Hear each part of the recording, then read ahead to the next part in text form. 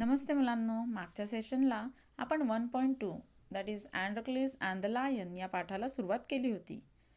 या पाठाचा थोडक्यात आपण आढावा आधी सुरुवातीला घेणार आहोत.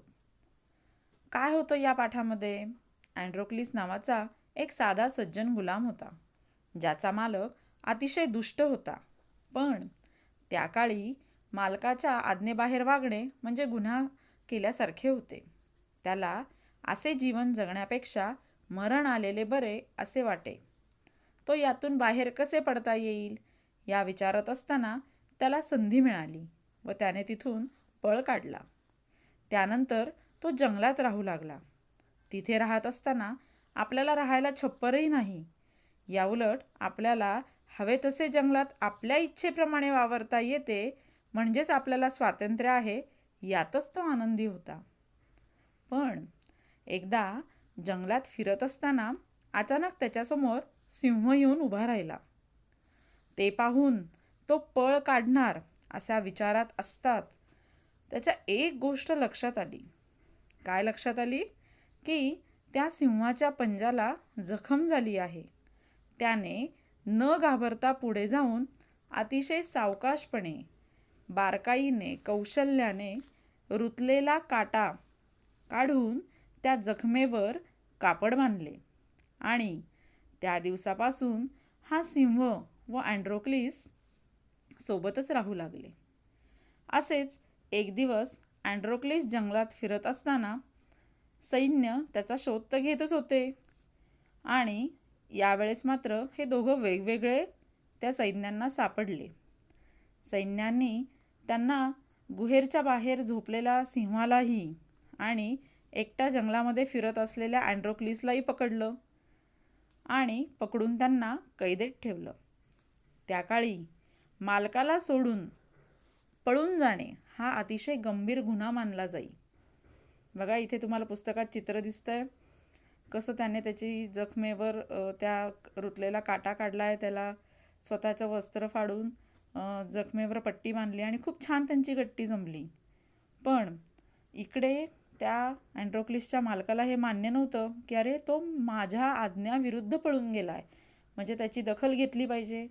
म्हणून त्याचे जे वरिष्ठ होते त्यांनी त्याला शोधण्यासाठी सैन्य पाठवले होते आणि सैनिकांनी काय केलं, या दोघांना शोधून काढले आणि काढल्यानंतर या दोघांनाही कैदेत ठेवण्यात आलं. आता आज आपण पाहणार आहोत पेज नंबर 9. आपण 8पर्यंत पाहिलं होतं, इथे पेज नंबर 9 आहे. या पेज नंबर 9मध्ये आपण पाहणार आहोत की आता पुढे काय झालं आहे. म्हणजे अँड्रोक्लिसला पण पकडलं, त्या सिंहाला पण पकडलं आणि त्या काळी असं मालकाला फसवून पळून जाणं किंवा गुन्हा सुद्धा एक वेळ चालेल, पण त्याहून भयानक अशी ती गोष्ट मानली जायची आणि शिक्षा म्हणून अशा जंगली जनावरापुढे जो अगदी खूप भुकेला आहे 8-10 दिवसापासून, त्याला खाद्य काही मिळालं नाही आणि अशा प्राण्यापुढे त्या व्यक्तीला टाकलं जायचं आणि ही शिक्षा असायची. मग आता पुढे काय होणार आहे बघूयात. चला तर मग page number 9, first paragraph. On the appointment day the emperor arrived at the circus and टूक his place. The crowd cheered loudly. The trumpeters blew the trumpet and Androcles was brought into the arena. His chains were unbound. He felt weak and dismayed. He was certain that this was the last day of his life. At the opposite end, a gate was raised, and a ferocious lion was released into the arena. It had been kept hungry to make it more ferocious. Androcles was filled with fear, but he put up a brave front. So what is given in the first two paragraph? बघा, आपण मराठीतून अर्थ पाहूया की आता या दोन्हींना कैद झाली होती आणि आता त्यांचा एक दिवस ठरला होता आणि त्या ठरलेल्या दिवशी एरेना. आता इथे एरेना म्हणजे काय? A ground surrounded by seats on the all sides for sports and the other public events. याचं उत्तम उदाहरण म्हणजे स्टेडियम. जेव्हा आपण स्टेडियममध्ये मॅच बघायला जातो, म्हणजे मध्यभागी मैदान आणि चारही बाजूने ऑडियन्सला म्हणजे बघणाऱ्या लोकांना बसायला जागा, असं ठिकाण ज्याला एरेना म्हणायचं. म्हणजे ठरलेल्या दिवशी राजाचे आगमन झाले व ते त्यांच्या जागी आसनस्थ झाले. आता इथे क्राऊड म्हणजे लोक, चिअर्ड म्हणजे ते मोठ्या मोठ्याने जल्लोष करत होते. आणि अँड्रोक्लिस हा एरेना म्हणजेच त्या मैदानात, ज्याचा आपण आता अर्थ पाहिला, असं मैदान की ज्याच्या भोवती लोकांना बसायला जागा असते. आणि त्यावेळेस अँड्रोक्लिसच्या साखळ्या काढण्यात आल्या. त्यावेळी तो अतिशय दुबळा आणि दुःखी वाटत होता. बघा, कारण त्याला आजचा दिवस आपल्या जीवनाचा जणू काही शेवटचाच दिवस आहे असे वाटत होते. आता इकडे दुसऱ्या पॅरेग्राफमध्ये लिहिलं आहे ॲट द अपोजिट एंड. म्हणजे बघा तिथे काय दिलेले, कशाविषयी सांगितलेली आहे माहिती, की दुसऱ्या बाजूला म्हणजे दुसऱ्या टोकाला गेट उघडण्यात आले आणि अतिशय भयानक जंगली सिंह मैदानात आला. फिरोशियस म्हणजे वाईल्ड किंवा डेंजरस असा तो सिंह, जो अगदी त्याला प्रथम दर्शनी पाहून त्यावेळेस अँड्रोक्लिससुद्धा घाबरला, पण त्याने ते दाखवले नाही. Put up a brave front.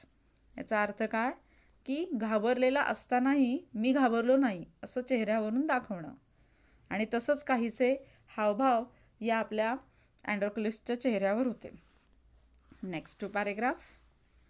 The lion saw Androclus and rushed towards him, bounding and roaring. But suddenly it stopped in its tracks. Then it moved slowly forward. All its rage seemed to have melted. Androclus saw this too. Each friend recognized the other. To everyone's amazement, the lion bounded towards Androclus again. But when it reached him, it began to purr and rub its nose against him. Androclus hugged the lion. He wept, W-E-P-T, wept. He wept with relief and joy. बघा मुलांना, letter जर तुम्हाला समजत नसतील, दिसत नसतील, तर तुम्ही तुमच्या बोटांनी स्क्रीन झूम इन करायची, म्हणजे तुम्हाला प्रत्येक पॅरेग्राफ आणि त्याचा अर्थ किंवा जे काही मी शब्द सांगते ते दिसणार आहेत. आता इथे काय 2 पॅरेग्राफमध्ये मराठीतला अर्थ आपण पाहूयात. सिंहाने जेव्हा अँड्रोक्लिसला पाहिले, म्हणजे त्याला लांबूनच दिसलं असेल ना की कोणीतरी XYZ तिथे व्यक्ती उभी आहे, त्याला तो अँड्रोक्लस आहे हे कळालंच नाही. पण आपल्याला खूप दिवसापासून काही खायला मिळालं नाही आणि आता आपल्याला भरपूर खायला मिळणार आहे या भावनेने किंवा ही जी काही वृत्ती होती त्याची, त्या भावनेने तो अगदी पळाला आणि त्या जो समोरून दिसणारी जी त्याला व्यक्ती दिसत होती त्याच्याकडे तो धावला. आणि जसजसं तो जवळ आला, तो अचानकपणे थांबला आणि हळुवारपणे पुढे जाऊ लागला.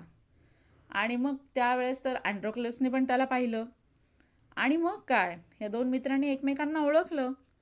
आणि काय झालं की त्यांच्यातल्या ज्या ॲक्शन्स होत्या किंवा जी ॲक्शनची रिॲक्शन होती त्या सगळ्या मंदावल्या.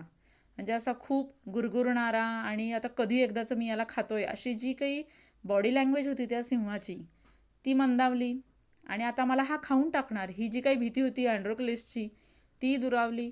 त्यामुळे प्रत्येकजण आश्चर्यचकित झाला की अरे काय झालं काय अचानक यांना.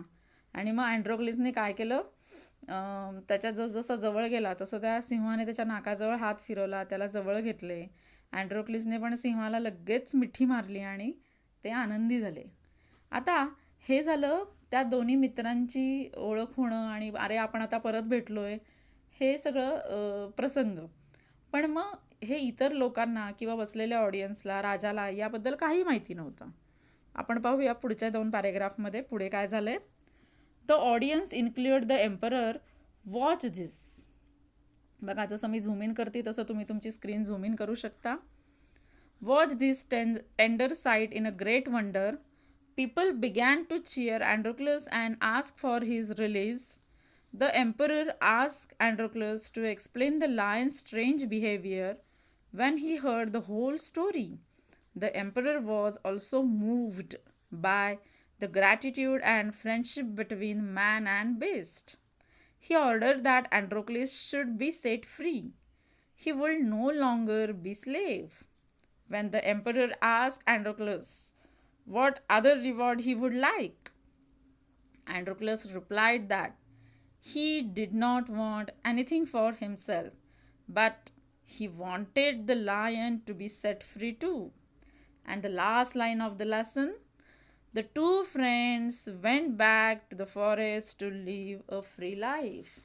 दोन मित्रांनी एकमेकांना ओळखलं, पण हे आजूबाजू बसलेली लोक जी जी खूप जल्लोषात होती की अरे आता कसा हा किंवा आता हा सिंह कसा या माणसाला खाणार आणि कशी शिक्षा असते याचं वचक इतर लोकांना बसेल, त्यामुळे हे सगळं बघायला ती लोक खूप मजा लुटायला तिथे बसली होती. पण अपेक्षेप्रमाणे मात्र काहीच घडलं नाही. आणि मग असं का नाही घडलं असा प्रश्न त्यांना जेव्हा पडला तेव्हा ते सुद्धा आश्चर्यचकित झाले. काय अर्थ आहे बघा या लास्ट 2 पॅरेग्राफ्सचा आणि शेवटच्या एका ओळीचा. प्रेक्षकांसह राजासुद्धा आश्चर्याने ही एका प्राण्याची माणसाविषयीची आपुलकी आणि जवळीक पाहत होता. लोकांनी देखील त्यांच्या सुटकेची मागणी केली. राजाने अँड्रोक्लीजला सिंहाजवळीक विषयीचं विचारलं, म्हणजे का बाबा हा सिंह तुझ्या इतक्या जवळीक आला किंवा का त्याने तुला भक्ष म्हणून खाल्ले नाही. आणि मग जेव्हा अँड्रोक्लीजने सगळी गोष्ट सांगितली आणि राजाने पूर्ण गोष्ट ऐकली तेव्हा राजासुद्धा भावूक झाला व माणूस आणि प्राण्यांचे सुद्धा नाते असू शकते हे त्याला समजले.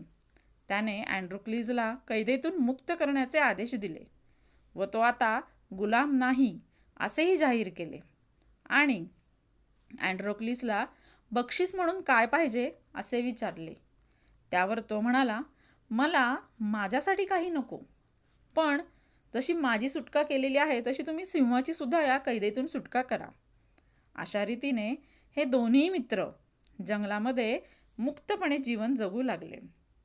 बघा मुलांनो की इथे सुद्धा प्राणी आणि माणूस यांच्यामध्ये सुद्धा एक जिव्हाळ्याचं प्रेम काळजी घेतल्याने असं नातंसुद्धा तयार होऊ शकतं. यासाठी रक्ताचीच नाती असली पाहिजे असं महत्त्वाचं नाही आहे.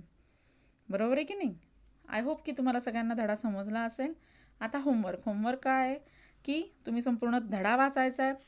कारण आज होमवर्क न देण्याचं कारण मागच्याच सेशनला मी सर्व मुलांना सांगितलं होतं की ज्या आपण ऑनलाईन टेस्ट घेतलेल्या आहेत, बरोबर आहे, ज्या आपण ऑनलाईन टेस्ट घेतलेल्या आहेत त्याच सगळ्या टेस्ट आपण असाइनमेंट म्हणून लिहून काढणार आहात.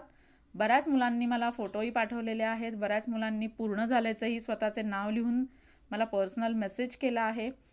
पण काही मुलांना अजूनही शंका आहे. मी पुन्हा एकदा सांगते, जी आपली पहिली ऑनलाईन टेस्ट होती की नाही ती आपली पहिली असाइनमेंट, जी दुसरी ऑनलाईन टेस्ट ती दुसरी असाइनमेंट, जी तिसरी ती तिसरी असाइनमेंट, जी चौथी टेस्ट ती चौथी असाइनमेंट, जी 5वी टेस्ट ती 5वी ऑनलाईन टेस्ट असाइनमेंट असणार आहे. म्हणजेच काय की आपल्या एकूण 5 ऑनलाईन टेस्ट झाल्या आणि त्या आपल्या 5 असाइनमेंट असतील. आता समजलं आहे सगळ्यांना. आणि आता मुलांनो मी दिलेला हा अभ्यास तुम्ही अगदी शाळा सुरू होईपर्यंत पूर्ण करायचा. लगेच आजच्या आज किंवा एका दिवसात 2 दिवसात पूर्ण करायचा नाही आहे. जसजसा वेळ मिळेल तसं तसं तुम्ही करणार आहात. आणि मी सांगितल्याप्रमाणे 200 पानी वर्गपाठ गृहपाठला 1 वही, 200 पानी निबंध आणि स्वाध्यायाला 1 वही. त्यावर काही मुलांनी मला असंही विचारलं की मॅडम आम्ही 100 पानी वह्या केल्या तर चालणार आहे. सध्या परिस्थिती पाहता तुम्हाला बाहेर जाणं शक्य नसेल तर घरात असलेली एखादी जुनी रफ वही की जिची पानं व्यवस्थित आहेत, चांगली आहेत आणि ती वही तुम्ही या कामासाठी केली तरी चालणार आहे. So best of luck for your studies and take care. Bye.